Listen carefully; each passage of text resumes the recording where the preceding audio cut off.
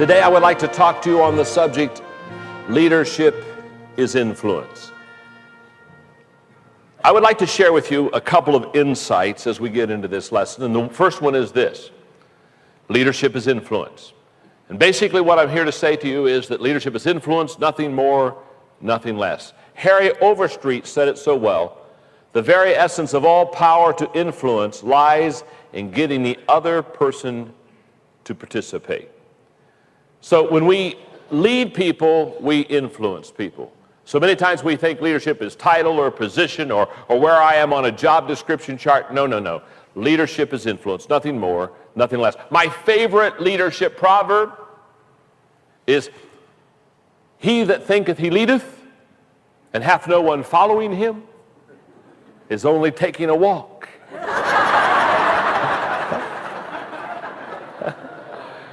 And I know a lot of people in leadership positions taking walks, don't you, huh? So leadership is influence, nothing more, nothing less. Number two, our influence with others usually is not in all areas. Very simply stated, here's what I want you to understand. We can influence people in certain areas, but in other areas not influence them at all. Does this make sense? In other words, we don't have total, complete influence. Many of us think, well, because I'm the leader, I ought to be able to influence people in every area of their life. And that's not true. And when I wrote the 21 Irrefutable Laws of Leadership, one of the things I do when I teach these laws is, after we've done maybe a half a dozen laws, I stop and I'll ask the crowd, I'll say, okay, how many of you on the first 7 laws of leadership, how many of you scored yourself a 10? Well, nobody raises that. They go, because some of them say, on the third one, I put a -4 for me. You know what I mean? And all I'm trying to do is tell them that no leader does well on every law of leadership. Does that make sense? And then what I try to help them understand is that when you get if this happens to be my leadership team, when you get your leadership team together, one of the things that you understand very quickly is that you find out what you're strong in and what you're weak in, but you find out what every one of the different players on the team are strong or weak in. Does that make sense? What's your name? Lydia. Okay, take Lydia for a moment. Let's say, for example, she may be strong in navigating. She may be a very good navigator. She may be able to take the organization from step 1, step 2. She's really a process step type of a person. Well, if Lydia is stronger in navigating than me, even though I'm, quote, the leader, are you with me? What I have to understand is I turn the ball over to Lydia and I let her lead the team. Now, this is very important, because the moment we understand that leadership is influence, not position. Now, see, if I think leadership is position, you know what I'll think? Because I have the position, I ought to lead everything. Isn't that true? Because I'd say, well, I'm the leader. Hello. You may be the leader, but if you're not good in the area, you don't have any influence. If you don't have any influence, you're taking a walk. So what I do is I look at my team members and I say, the person strongest in this area of navigating is Lydia. So we all look at Lydia and we say, okay, you've got the ball. You're the coach here. You're the leader here. We're all going to hang in here and kind of follow you. You kind of direct us through. And she takes the project. This is very important, because the moment we understand leadership is influence, and the moment that we understand that we don't influence people in every area of your life, then we have to ask ourselves, what am I strong in? What am I weak in? And we go around and we tell the rest of the team, here's what I do well, here's what I don't do well. What do you think? Do you think I do well in these things? And they'll tell you, ask them. And here's what I think you do well. Until everybody on the team knows basically who should carry the ball based upon what area of play the ball is to be in. And that is very important in the area of leadership. So when we talk about leadership and understand that it's influence, we have to understand that it's not only influence, but that we don't always influence the people in the same amount of influence or the same way. The third thing I want to share with you about influence is, with influence comes responsibility. Wow. Boy, is that true. With influence comes responsibility. In fact, I have one of my own quotes in here. There are people whose feelings and well-being are within my influence, and I, as a leader, will never escape that fact. So, when we lead people, we're responsible to them sometimes to a certain extent for them. Number 4, my influence with others is either positive or negative. In other words, when I influence people, I'm either adding value to them or I'm sucking life out of them. How many of you, watch this, how many of you know people that you're just, I don't know, you're having a bad day. Maybe you wake up with an Excedrin headache number 832, whatever, okay. You're having a bad day. How many of you just know some people when you're just not having a very good day, you just say, dear God, in your sovereignty, don't let me see so-and-so. How many of you know? Yeah. Oh, yeah. How many of you are sitting beside that person right now? Oh. Don't go there. Don't go there. Some of you are in deep weeds now. Okay. And isn't it true? Aren't there other people when you're having kind of a bad day you really wish you could see? Because they're going to replenish you. There are people that use their influence in a positive way. There are people that use their influence in a negative way. I was doing a conference recently on relationships, and I was really getting down to some issues with the people. And I asked them a question, and that is, look at yourself for a moment. Now don't raise your hands. Don't give me any kind of a visible, don't go there, okay. But just look at yourself for a moment. And I got to ask a question of you, and it's a good question. Do other people desire to be around you? Or do you sense that people avoid you? It's a huge question. Because I run into people all the time and they'll say, boy, I'll tell you right now, nobody in the office likes me and they don't want to hang around me. Well, I hang around with them for about 3 minutes and they're just they're a downer. I mean, they're just a downer. And I want to stop and say, no wonder people in the office don't be around you. Let me help you. My name is John. I'm your friend. Let me tell you something. You're not likable.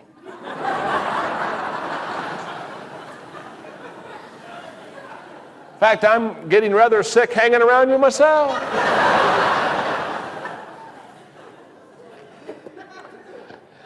See, you can use your influence in a positive way, or you can use it in a negative way. And one more thing, number 5, and then I want to talk to you about 10 ways to gain influence in your life. Number 5, people of positive influence add value to other people. And I think that is very true. Success is when I add value to myself. And significance is when I add value to others. And I think that's a huge difference between success and significance. Now, I've just shared with you that leadership is influence. In a moment, I'm going to share with you 10 ways that you can gain influence in your life. If I were sitting right now and I was listening to me do the lecture, the question I would ask myself, above all other questions, would be this one. I would be saying to myself, okay, if leadership is influence, how do I gain influence? How do I become more influential? Because it's a fact, is it not, that if I become more influential, I have the ability to lead more people. So I want to share with you 10 ways that an influencer gains more influence. Let's take the letter I in the word influencer. The letter I stands for integrity with people. What I have found is people that truly influence people have integrity. There's a wonderful paragraph of Dwight Eisenhower who says, in order to be a leader, a man must have followers. And to have followers, a man must have their confidence. Hence, the supreme quality of a leader is unquestionably integrity. And without it, no real success is possible. No matter whether it's on a sections gang, a football field, in an army, or in an office, if a man's associates find him guilty of phoniness, if they find that he lacks forthright integrity, he will fail. His teachings and his actions must square with each other, and the first great need, therefore, is integrity and high purpose. You know what Dwight Eisenhower said many, many, many years ago? It's true, because there was a recent survey of 1,300 senior executives, of which 71% of them put as the highest quality of a person that works in their company, the highest quality, 71% of them said should be integrity. You see, influencers have integrity. I have a wonderful businessman friend of mine by the name of Don Meyer.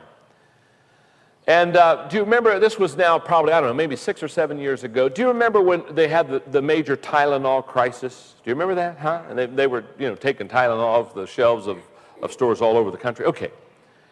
Don Meyer sent me what I'm going to read to you. It's in your notes about Tylenol. Here's what it says. Some years ago, earlier in their mission statement, they had a line saying that they would operate with honesty and integrity, and several weeks before the Tylenol incident, the president of Johnson & Johnson sent a memo to all presidents of divisions of J&J asking if they were abiding by and if they believed in the mission statement. All the presidents came back in the affirmative. The story goes that within an hour of the Tylenol crisis, the president of Tylenol ordered all capsules off the shelf, knowing it was a $100 million decision. When reporters asked him how he could decide so easily and rapidly on such major decisions, his reply was, "I was practicing what we agreed on in our mission statement." And then I love the quote that Don Meyer put at the end. In fact, I would encourage you to underline this one. He said, "John, it is always easy to do right when you know ahead of time what you stand for." Isn't that a great statement? It's always easy to do right when you know ahead of time what you stand for. In the book, The 21 Irrefutable Laws of Leadership, one of the laws is the law of solid ground. And the law of solid ground says to have integrity, you need character and you need competence. Abraham Lincoln on the next page said, "When I lay down the reins of my administration, I want to have one friend left, and that friend is inside myself." Lou Holtz is a wonderful friend and having great success now at South Carolina. I'm so excited for him. His team lost every game last year. I happened to be having lunch with him in Dayton, Ohio about a month before the season began this year, and I was asking him, I was saying, "How's the team going to do this year?" And he said, "John," and he's a motivator. He's a motivator even at lunch. You just have to understand. When Lou Holtz is with you, you just eat your lunch faster than normal. I mean, he just motivates you. And he leaned forward, that twinkle in his eye, and in the way he speaks, and he said to me, he said, "John," he said, "I promise you this year, we will not only win some games, but we will defeat a top 10 football team." And of course, when he beat the second game of the year, they beat Georgia, was in the top 10. I wrote him a note and said, "Lou, you are a prophet." And he's just a wonderful, wonderful motivator. Here's what Lou Holtz said. He says, "Do what's right. Do the best you can, and treat others the way that you want to be treated, because they will ask 3 questions. 1, can I trust you? 2, do you believe this? In other words, are you committed to it? Do you have a passion for it?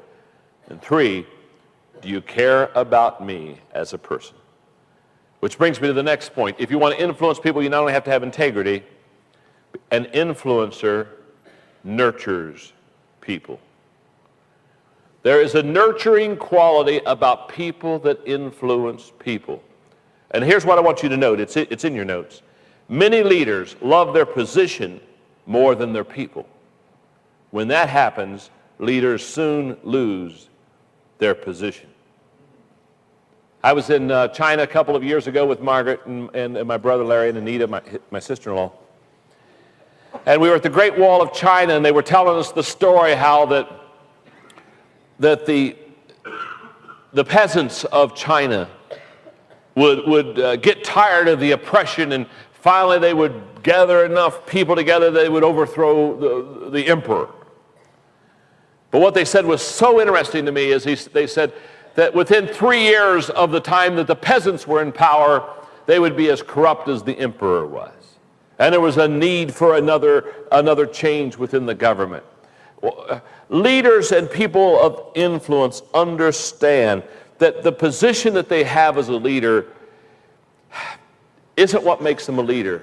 It's the caring for and the nurturing of their people. Now, first of all, I would be the first one to admit people can be very exasperating. How many of you know at least one person that just really sucks life out of you? I love the quote in your notes of Margaret Smith. Now, this is not true about parents, but my parents have been visiting me for a few days. I just dropped them off at the airport. They leave tomorrow.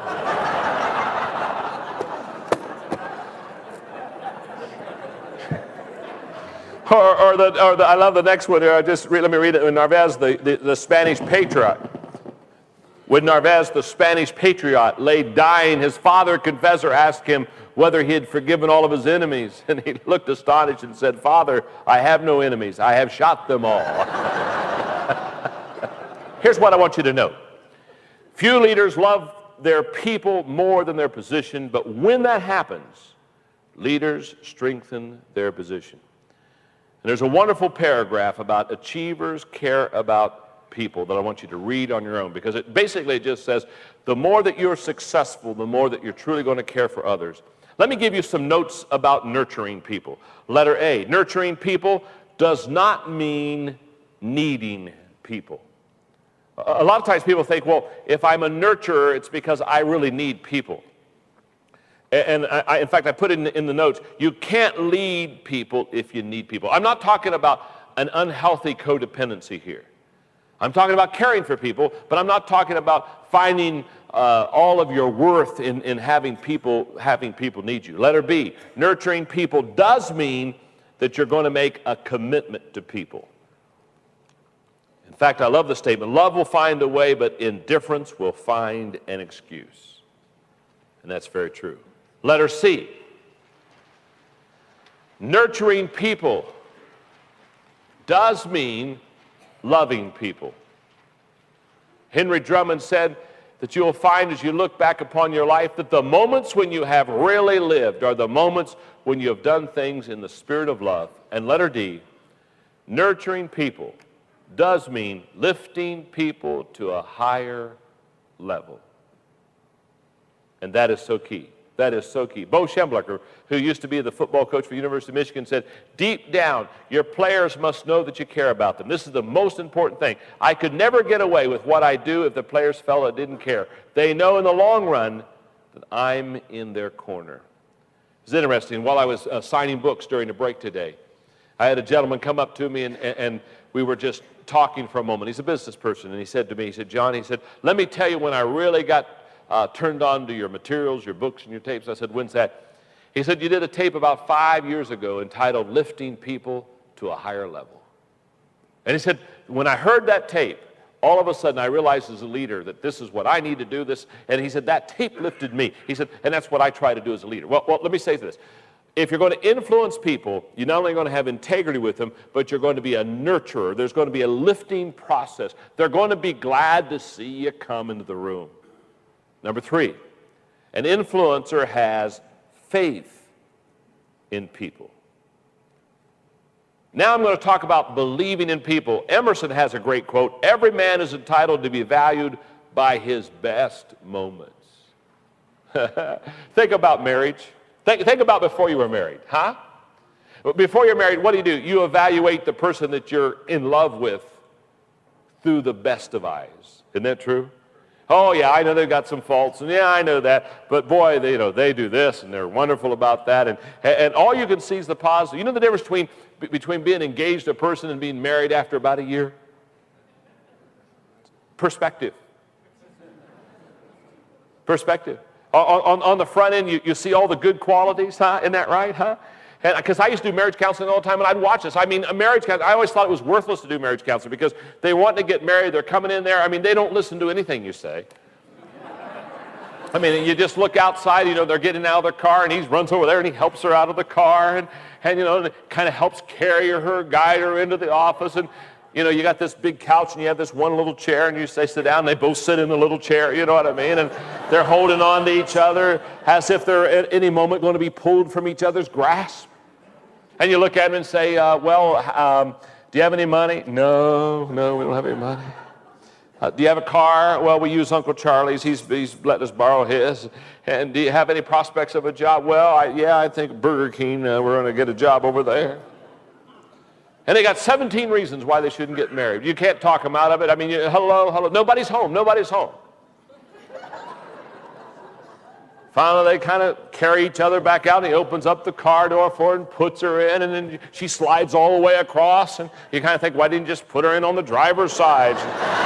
Yes, where she's going to end up anyway, huh? That's before marriage. And I mean, they just, all they can see is the possibilities.